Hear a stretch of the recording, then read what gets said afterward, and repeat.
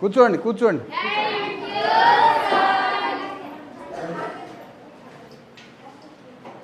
Thank you sir అనకుండా నన్ను రెండు మిక్స్ చేశానండి. అంకుల్ సార్ అనండి, అంకుల్ సార్ అనండి. నేను ఎవరిని?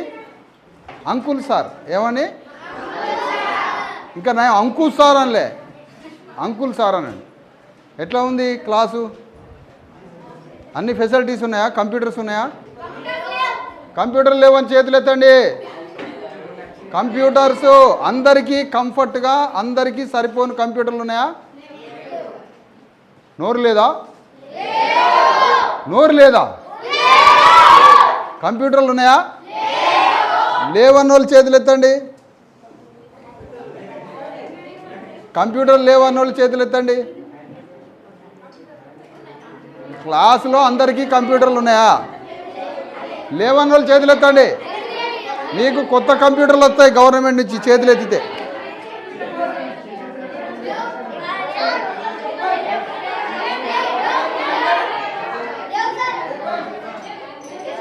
కంప్యూటర్స్ ఉన్నాయా? అది ఎవ్వరికి భయపడద్దు. మనం గవర్నమెంట్ని అడగాలి, గవర్నమెంట్ని అన్నీ గవర్నమెంట్ని అడగాలి. బాయ్స్కి టాయిలెట్స్ ఉన్నాయా? ఇప్పుడు టీచర్లు ఏమంటారంటే అన్నీ ఉన్నాయి, పిల్లగాళ్ళ మాటలు నమ్మొద్దు అంటుంది మేడం గారు. పిల్లగాళ్ళ మాటలు నమ్మొద్దు, అన్ని అబద్ధాలు చెప్తారు పిల్లగాళ్ళని టీచర్ అంటుంది. పాపం ఇక చెప్పండి, మీరట అబద్ధం చెప్తుర్రట. టాయిలెట్స్ అన్నీ కంఫర్ట్గా ఉన్నాయట. పిల్లగాళ్ళు అబద్ధం ఆడతారమ్మా? టాయిలెట్స్ ఉన్నాయా? అది సంగతి. బయట అమెరికాలో, యూరప్లో, చైనాలో, జపాన్లో, సింగపూర్లో స్కూల్స్ ఎట్లుంటాయో తెలుసా? కంప్యూటర్లో కొట్టి చూడండి నైటు. అలాంటి స్కూల్స్ రేవంత్ రెడ్డి మనకు కట్టియాల. ఇప్పుడు రేవంత్ రెడ్డి ఏ దేశంలో ఉన్నాడు? ఇప్పుడు జపాన్లో ఉన్నాడు. రేవంత్ రెడ్డి ఎక్కడున్నాడు? జపాన్లో స్కూల్స్ చూడట్లే ఆయన, పార్కులు చూస్తాడు, ఎకో టూరిజం చూస్తున్నాడు, చూస్తున్నాడు. కానీ జపాన్లో ఏం చేస్తారో తెలుసా? రోజు వాళ్ళు హౌ టు బిల్డింగ్ కన్స్ట్రక్షన్, ఇల్లుని ఎట్లా నిర్మాణం చేయాలి అని కన్స్ట్రక్షన్ చేపిస్తారు వాళ్ళని. ఇంటిని 7th క్లాస్ పిల్లగాడితోటే కన్స్ట్రక్షన్ చేపిస్తాడు. హౌ టు కన్స్ట్రక్ట్ ఫ్లైట్, విమానాన్ని ఎట్లా తయారు చేయాలనేది, విమానాన్ని తయారు చేయడం 7th క్లాస్లో నేర్పిస్తారు జపాన్లో. 7th క్లాస్లో విమానాన్ని ఎట్లా తయారు చేయాలో నేర్పిస్తారు 7th క్లాస్లోనే. 10th క్లాస్లోనే లీగల్ యాక్టివిటీస్ అన్ని నేర్పిస్తారు. రోడ్డు మీదకు పోతే, ట్రాఫిక్ని మధ్యలో నుంచి పోతే ఏ యాక్ట్ అమలు అవుతుంది, ఒక సిటిజన్ తప్పు చేస్తే ఏ యాక్ట్ అమలు అవుతుంది, ఒకళ్ళని కొడితే ఏ యాక్ట్ అమలు, లీగల్ చెప్తారు. బాడీ అనాటమీ చెప్తారు 10th క్లాస్ లోపే. బాడీలో పేగులు ఎట్లున్నాయి, లోపల గుండె ఎక్కడున్నది, అసలు గుండె ఉందా లేదా? గుండె కూడా లేదు కొంతమందికి. ఎవరికి లేదు గుండె? మనకి కోడిగుడ్డు పెట్టని ముఖ్యమంత్రికి గుండె లేదు. మొన్ననే గవర్నమెంట్ డాక్టర్ చెప్పిండు గుండె లేదని. అందుకని మనకి అన్ని రకాల సౌకర్యాలు ఈ ప్రభుత్వం ఇవ్వాలి. స్కూల్లో ఇది ఇంగ్లీష్ మీడియమా తెలుగు మీడియమా? ఇంగ్లీష్ మీడియం ఉందా? ఇంగ్లీష్ బాగా చెప్తుర్రా మామూలుగానా? బాగా మీకు అర్థమయ్యేటట్టు చెప్తారా ఇంగ్లీషు? ముక్కు కాడ ఏల్ది తీయాల. కణజోడు ఏంది? కణజోడు పెట్టి ఎందుకు? ఐ ప్రాబ్లం ఉందా? ఓకే. క్లాసులు మంచిగా చెప్తారా సార్లు? అన్ని సబ్జెక్ట్స్ మంచిగా చెప్తారా? చెప్పు, చెప్తా లేదా? నిజం చెప్పు. నువ్వు చెప్పులే. నువ్వే నువ్వే నువ్వే నువ్వే ఇగో నువ్వే నువ్వు చెప్తావా లేతావా? నేను లేపనా వచ్చి?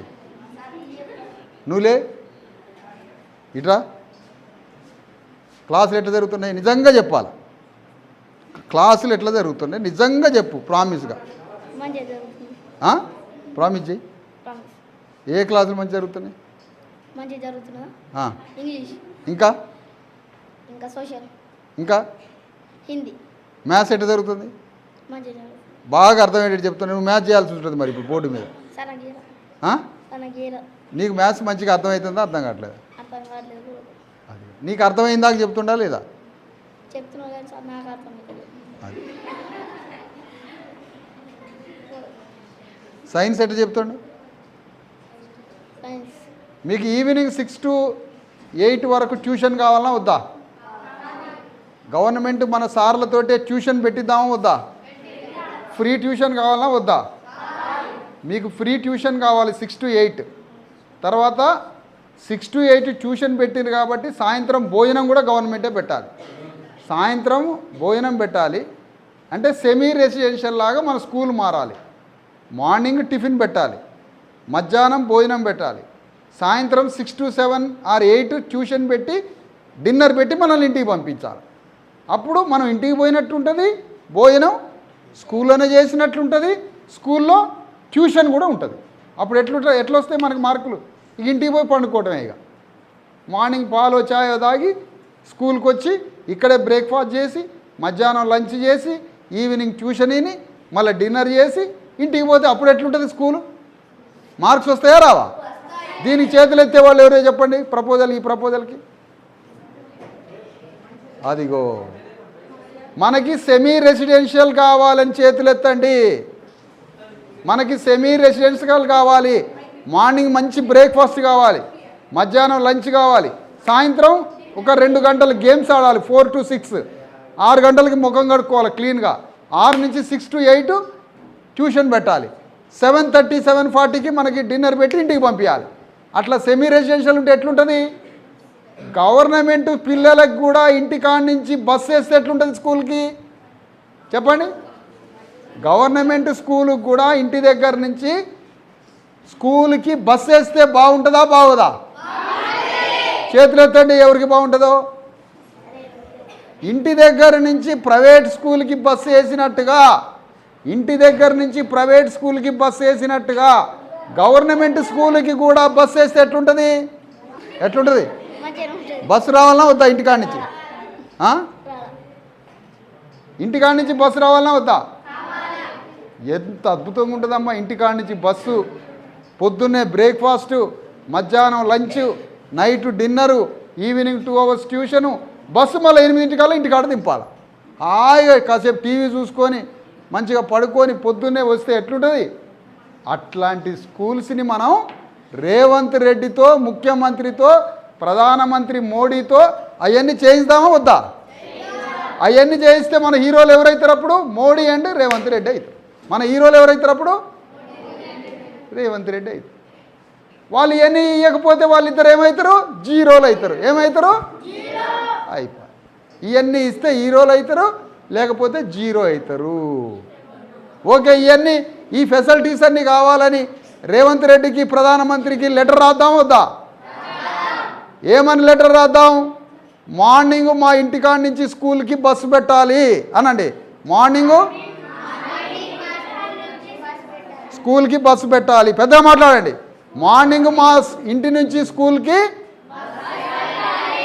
దానికి ఆర్టీసీ బస్సులు ఉచితంగా మహిళలకు కాదు, ఉచితంగా విద్యార్థులకి బస్సు ఇవ్వాలి. విద్యార్థులకి మార్నింగ్ మా ఇంటికి బస్సు వచ్చి స్కూల్లో దింపాలి అనండి. ఇక్కడ దిగగానే మాకు మంచి బ్రేక్ఫాస్ట్ పెట్టాలి. బ్రేక్ఫాస్ట్లో 50 grams బట్టర్ వెన్న పెట్టాలి. ఆ తర్వాత మధ్యాహ్నం మంచి లంచ్ పెట్టాలి. లంచ్లో 2 eggs కంపల్సరీ పెట్టాలి. 4 గంటలకు ఈవినింగ్ 4 o'clockకి అనండి. ఈవినింగ్ 4 o'clockకి ఉడకబెట్టిన పల్లీలు పెట్టాలి. ఉడకబెట్టిన మంచి శనగలు పెట్టాలి. ఆ శనగలు ఉడకబెట్టద్దు, తాలింపేసి పెట్టాలి. తర్వాత ఒక గ్లాసు పాలు ఇవ్వాలి. తర్వాత 1 hour మాకు మంచి మంచి స్పోర్ట్స్తో ఆటలు ఆడించాలి.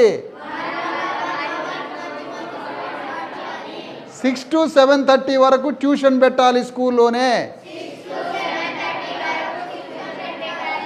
7:30కి బస్సులు వచ్చి మమ్మల్ని ఇంట్లో దింపాలి. ఇలాంటి సెమీ రెసిడెన్షియల్ మాకు వస్తే రాదు పైనుంచి. ఇలాంటి సెమీ రెసిడెన్షియల్ మాకు రేవంత్ రెడ్డి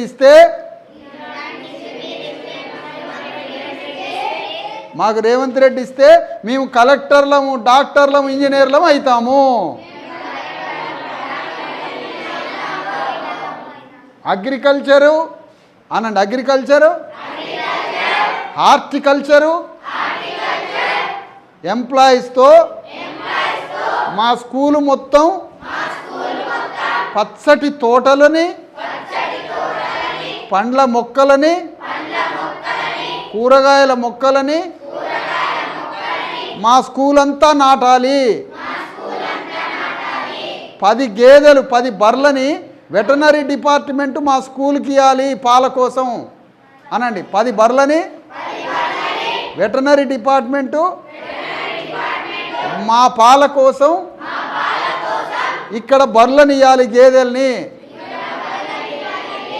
అంటే అప్పుడు ఏమైంది, మన స్కూల్లో పాలు మనకి ఇక్కడే అవుతాయి. బర్రెలు గవర్నమెంట్ బర్రెలు ఇస్తే మనకు పాలు, చిక్కటి పాలు ఇక్కడే తయారవుతాయి.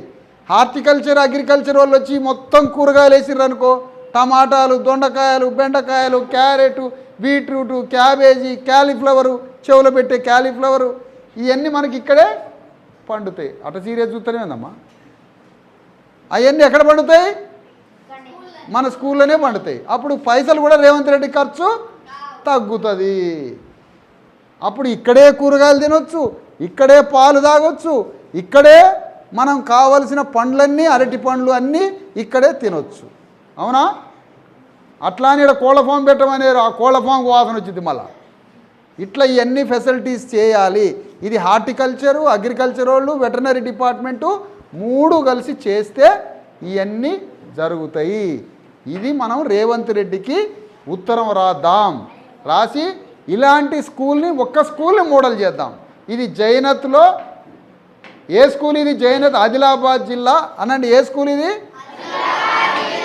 జైనత్ మండలం, జైనత్ గ్రామం, హై స్కూల్ విద్యార్థులం. రేవంత్ రెడ్డికి ఇవన్నీ, తెలంగాణ ముఖ్యమంత్రి రేవంత్ రెడ్డికి మా విన్నపం అనండి ఒకసారి. రేవంత్ రెడ్డి గారు, మాకు సెమీ రెసిడెన్షియల్ సౌకర్యం ఇవ్వండి. ఆదిలాబాద్ జిల్లాలో ప్రభుత్వం ఇక్కడ సరిగా నడవట్లేదు. రాష్ట్రానికి ఎంతో దూరంలో, అడవిలో ఉన్నది ఈ జిల్లా. ఇవన్నీ మనం ఒక సిటిజన్గా, ఒక చిన్న పిల్లలైనా పెద్ద పిల్లలైనా మీరంతా 10th క్లాస్ లోపు ఉన్నారు. ఇప్పటి నుంచే ఇవన్నీ రావాలి. ఫారెన్లో, వేరే దేశాల్లో ఒక 10th క్లాస్ పిల్లవాడికి హౌ టు బిల్డప్ ఫ్లైట్, విమానం ఎట్లా తయారు చేయాలి, హౌస్ ఎట్లా కన్స్ట్రక్ట్ చేయాలి, సమాజాన్ని ఎట్లా నిర్మించాలి, లీగల్ కోర్స్ ఏంటి, మెడికల్ కోర్స్ ఏంటి, సోషల్ మోరల్ సబ్జెక్ట్స్ ఏంటి, సోషల్ మోరల్ సబ్జెక్ట్స్ ఏంటి, ఇవన్నీ నేర్పుతారు. మనకు అలాంటి స్కూలే ఉంటే మన తల్లిదండ్రుల కష్టాలు పోతాయా? పోవా? ప్రైవేట్ స్కూల్లో చదువుదామంటే మన అయ్యల దగ్గర పైసలు లేవు. ప్రైవేట్ స్కూల్లో మనల్ని చేర్పిస్తే వాళ్ళు అన్నం బంద్ చేస్తారు అమ్మ నాన్నోళ్ళు. వాళ్ళు అన్నం తినలేదంటే మన కళ్ళలో నీళ్ళు వస్తాయి. మనం ఏడిచేది కూడా అమ్మ నాన్నకి చెప్పం. ఎందుకు? మనం ఏడిస్తే వాళ్ళు ఏడుస్తారని. మనం ఏడిచేది కూడా ఆడపిల్లల తల్లిదండ్రులకు చెప్పరు. మీ దుఃఖం అంతా పెళ్ళి అయినాక కూడా రేపు ఆడ కష్టాలు కూడా అమ్మోళ్ళకి చెప్పరు. మీ జీవితం అంతా కష్టాలే, మీ జీవితం అంతా కన్నీళ్ళే. కానీ మీ కన్నీళ్ళు తల్లిదండ్రులు చెప్తారా? చెప్పరు. ఎందుకు? వాళ్ళు ఏడుస్తారని. ఇదంతా మనకు మనమే లోపల కుమిలిపోతుండే దుఃఖం. ఈ దుఃఖానికి పరిష్కారం కోసమే 1,00,000 కిలోమీటర్ల మా భూమి రథయాత్ర చేస్తున్న తెలంగాణ మొత్తం. ఏం